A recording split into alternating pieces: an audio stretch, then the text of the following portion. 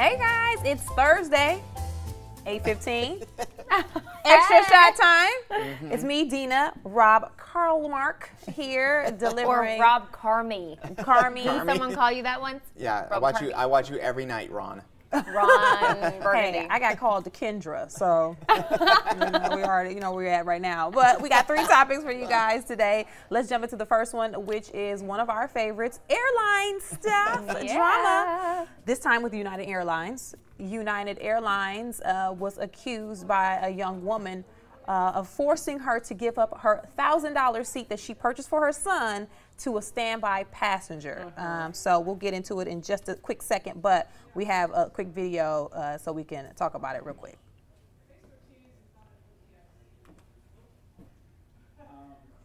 Oh, so sound? Come on.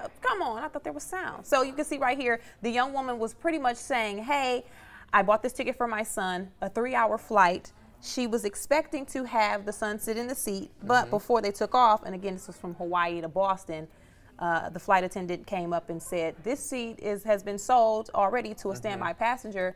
Your son is going to have to sit in your lap now for the entire duration of the flight. She told the airline, she told the flight attendant, hey, I purchased a seat. The flight attendant, according to the young woman, said, well, I'm sorry, I don't know what to tell you, shrugged and walked away. So now we're here discussing another interesting incident with an airline. So, and another part to this too, I think I have something in my eyes, sorry. Another part to this too is that the airline said, okay, when they came through and they scanned the barcodes of each of their tickets, the son's ticket did not scan properly. So it appeared like that passenger, the little 2-year-old boy, hadn't checked in and that it was an open and available seat. And then they had a standby passenger who needed that seat. So they sold the seat to the airline passenger who was in the standby position. While the mom said, no. They took both of our tickets, they scanned both of the barcodes on both tickets, and we both walked on the plane. There was no issue. So the airline, they either have conflicting stories because one of them is lying, but it sounds like, at least based off what the woman is saying, that she was able to get on the flight, no issues, that they're maybe covering up their tracks here, saying, oh, there was an accident, there was something happening with the technology that led us to double check in people, essentially. Right. And okay, so let me. I love when Rob dives in, by the way. He's going to go in. Let me just give you the realities. Okay, Don't hold back. I got 2 kiddos, right? Yep. Big deal. Lots of people have kids. But we travel a lot, and that's just the way it is. My wife's family's in Montana, my family's in Southern California, and there is a moment where you have this new baby and you want to see family. Yeah. And they are free as long as they're on your lap until the age of 2. Past the age of 2, you have to buy them a seat. And you know what? Right in that bubble, you're like, oh man, I'm going to spend all this money, and they still could probably be on my lap. But then you start to realize, you know what? They're toddlers, they're walking, they're talking, they need their space. The airlines themselves say that, you know, at that age, the only safe place to be is restrained. They need to have a seat belt. You cannot, if there's turbulence, you cannot hold a 2-year-old safely in your arms. You think that you can, but you can't, especially if it's unexpected. So that's just how it is you try and cram in as many flights as you can before the age of 2, because then you're going to pay for it. But then once you pay $1,000 for a seat, you want that seat. And here's the problem that I have with this whole story. United says that they had a problem scanning the tickets. It's a mistake. Okay. When did they learn that it was a mistake? They learned when the plane was still on the ground, when they say, wait a second, how are there 2 tickets? Okay, now we know that there's been a problem. So how do we fix the problem before the plane leaves? And you know that the plane is full, people are ready to go. The people working on the plane, we get it, you want to go because you want to get going here. You want to get in the air. The pilots want to go. You've got your window of time when you need to take off for the plane itself. There's a bunch of things going on. So they probably just did a quick mental calculation. Close enough to 2, it'll work. Let's just go. Let's seat this man. Let's get in the air. Yeah, and the mom said that is before we jump where in, there's guys, the frustration. Let us know if you're having sound issues. I see a lot of posts of people saying that they can't hear. So if you're hearing me right now, let me know you can hear me, or if you can't, say it again so we can try to figure this thing out Okay. while we continue on. If they can't hear us, then we're just moving heads. We're just talking heads. Shoot. This is the mime extra shot. But no, version. I get it, and we'll hopefully some people can hear us and we can chime in. But we're Yeah. back up. Perfect. It seems like we're back up. Okay, so if you missed any part of Yeah. the story in the beginning, United Airlines getting a lot of backlash this morning because there was a woman who had a 2-year-old, got on the plane. She had purchased a $1,000 ticket for herself and for her child. Then a standby passenger came on. United gave up basically the child seat for the standby passenger, forced the kid on the mom's lap for the 3.5-hour flight from somewhere in California to it's- Boston. She's going to Hawaii to Boston. Okay, so Hawaii to that's Boston. It was the last pretty leg long of the flight. Once they Yeah. got back to the States proper, then they Right. went to Boston. So another part to this too, though, is that airlines, Rob, you can speak to this. If the child is 2 or under, then yes, FAA says it's safer, keep the kid on the lap. But you know those airlines, if that child is 2 and a day, are going to expect that you pay for that child. Right. This mom spent $1,000, according to her, on this child's seat. And so for them to give it up to a standby passenger, to me, it's like now you have to refund the woman her money. Are you really giving the standby passenger a $1,000 seat as well? Or is this a family or a friend standby passenger who's getting it for $70? Because let's Right. be honest, And no that's what standby I read, flight is that- these days. Remember back in the day, you can get a standby flight. I remember on AirTran specifically, $75 you can Right. fly standby anywhere. I haven't heard anybody getting a standby flight for that much, except like Dina said, if you are a family Right. or a friend. So that is, to me, a special circumstance, and that's different than someone, Another passenger. another passenger. And if you're a standby passenger, you have to expect that you're going with the intention of trying to fly, but it may or may not work out. Exactly. That you are potentially going to not have a seat. Exactly, and you know, when you read the article, then you hear about the other side of the story from the woman too. It's not it wasn't just the money. It was just she felt bad for her 2-year-old, because when you're 2 and above, you know, you're a kid and Yeah. you can't sleep. I mean, could you sleep? Could I sleep on Dina's lap like this? I mean, it's Especially when uncomfortable. I'm trying to stretch.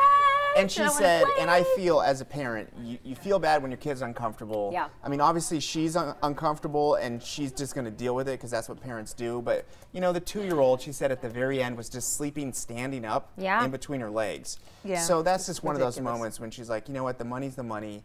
The wrong was the wrong, but she felt bad for her kid. And Yeah. you know what, this is another public relations fiasco.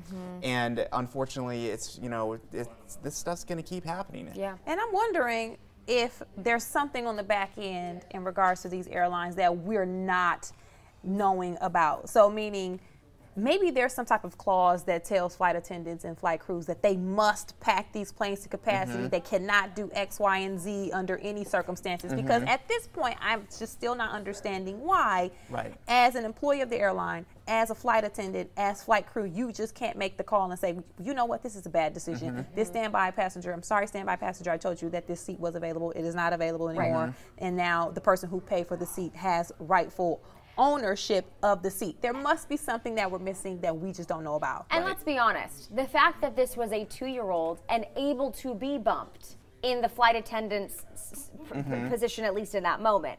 If this were a 30-year-old man who clearly couldn't sit on Right. someone's lap, they could not have done this. That is the equivalent of a paying passenger over the age of 2, right? Right, like exactly. It is not A safe. 2-year-old and a 30-year-old is a paying passenger with a seat. Exactly. That's There the should be bottom no line. difference. And so the fact that they claim that there was an issue with the scan and it happened to be to this mom and her kid, to me seems a little too ironic. Maybe it happened. I can't confirm that it did or didn't. Right. But my whole thing is, okay, who's doing PR for United? David Dow already happened. They have been through the ringer and back. Well, Dina, she mentions that she didn't want to create Right. a commotion because she was She was scared of what worried. happened to Dr. Dr. Dow with that Dow. other story. So they are related in a way. Yeah, and you know, I think for a lot of people now, when you go on a flight, you're kind of expecting something happens to me, how much could I get out of this? What kind of a news story could break out of this? So in my opinion, the PR people for United need to be overly sensitive to those things, and especially when it's a woman and a child. Like, it's just never going to look good. It's never Yeah. going to look good. Now, real quick story. I went to Mexico on vacation a couple of weeks back, and the flight was overbooked to Mexico from from Sacramento.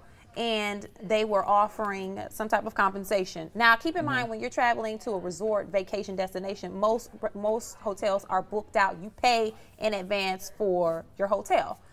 So at first they were offering $500. Now, if your hotel is the resort all inclusive, $250 a night. Now I'm only getting $250. You're offering me, but I have to make up the difference. So the highest they went up to was $900, but having a conversation amongst us just sitting around waiting to get on the flight, everybody was saying, that's not enough. I already paid X amount of dollars. I feel like they're lowballing me. So there was still this sense of, you're not doing everything you could because you decided to overbook the flight. This was you. We didn't overbook this. You sold these tickets and there aren't enough seats. So what are you going to do for us? And as somebody who has missed a flight or 2 or 3 or 4 in my life, they don't give you your money back. In some cases, you can pay the fee to change, but you're still paying the fee to change. And so they're getting paid twice. If they have a passenger who does not show up for their flight, and they're expecting to bank on that, and then another standby or someone else can now purchase, they're not giving away that seat for free to the next person, someone else is buying it,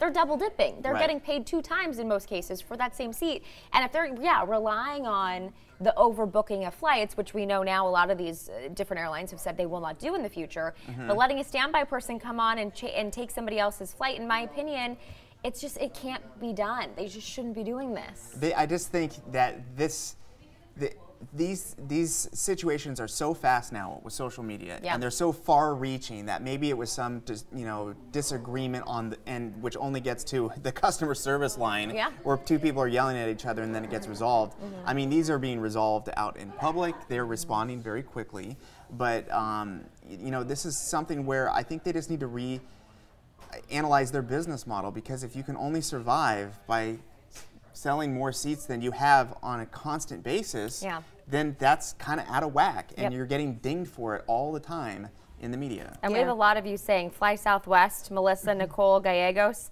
they are amazing. With kids, they are amazing. Witnessed it last week. So share your story if you saw something. I mean, they win the customer service PR battle almost every day. I agree.